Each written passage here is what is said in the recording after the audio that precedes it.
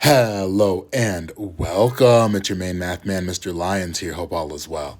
And today we are constructing and interpreting a line of best fit for what kind of data? Bivariate data, right? Two pieces of data, that X and that Y piece, right? Don't forget about that. Talked about that the other day. And when we talk about a line of best fit, we're not talking about, who got the best fit, not that type of fit, right? It's the fit for me. We're not talking about that type of fit. We're talking about what fits the line. And you already filled in some vocabulary here, right? And we talked about linear associations, right? They can be positive associations going up. They can be negative associations going down, but they have to be linear when we're talking about the line of best fit today, right? They have to form some sort of line. They can be positive or negative. You can also call them the trend line, what's trending out here, right? Take a look at example 1. Students in art class were learning to make realistic drawings of people. As part of their work, they investigated the relationship between what? The relationship between height and arm span, right? If you spread your arms out, it's about how tall you are, your height. They collected the data from several individuals and made a scatter plot. Draw a line of best fit that shows the trend in the data. So we have our height here, X. We have our arm span, Y. It's a positive or negative trend, right? This is a positive association here, right? Remember? Positive association. Why? Because as my X increases, one variable increases, my Y also increases, right? And this is clearly linear, right? You can see a relationship here, right? And what you want to do when you find the line of best fit, you want to try to get, you want to have roughly the same number of points above and below it here. So let's see, 1, 2, 3, 4, 5, 1, 2, 3, 4, 5, 6, 7, 8. Not really the best line of fit here, right? So let's try again.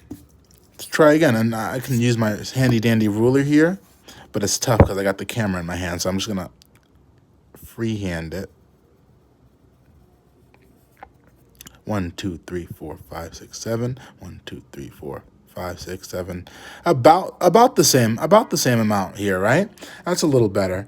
But the main thing is you want to get as many points above and below it equally, so it's the line of best fit there, right? Now, you can't have a line do, oh, this is the line of best fit. No, that doesn't really work out because there's none above here and most of the dots are below here.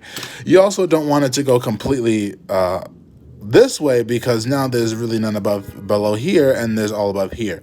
What you want is to go exactly through the middle as best as you can. I can't really use my ruler right now because I'm holding the camera. You want to try to go in the middle. That's the line of best fit here, right? And what you're going to see on the next slide, Paul and Joe have the same charts, but they tried to make their own lines of best fit. And thinking about the vocabulary that we had up here, you're going to determine which has the best line of fit. Okay. Now I'm just going to do one more example here because you're going to do some as well afterwards. Take a look here, right? Part A, example 1. We have 3 lines, line 1, line 2, and line 3. Thinking about what a line of best fit is, right? Roughly the same amount of points above and below. And it has to be linear, right? Show a linear fashion. Which one would you believe is best here? Well, I can already eliminate one choice, right? Taking a look at line 3, out of all these dots, you only have 1, 2, 3 above line 3. So that doesn't really work out for me here. How about line 1 and line 2? Right? Well, line 1 kind of has the same amount. 1, 2, 3, 4, 5, 6. And you got 1, 2, 3, 4, 5, 6, 7. Just about close to the same amount. But what's the difference between line 1 and line 2? That's right. Line 2 is showing a linear increasing relationship. Line 1 is not increasing. It's not showing that positive relationship between X and Y. Line 1 is just going straight across, right? It's completely horizontal. You have to show the linear association as well. So it's going to be line 2 right here, right? Line 1 does not work out, right? Line 3 doesn't have the same amount of points, and line 1 is not showing the positive association, right? You're going to do a couple of these as well, but first, your next activity is going to be take a look at Paul and Joe's line on the next slide and tell me who has a better line of fit using the language we had up here. I'll catch you soon.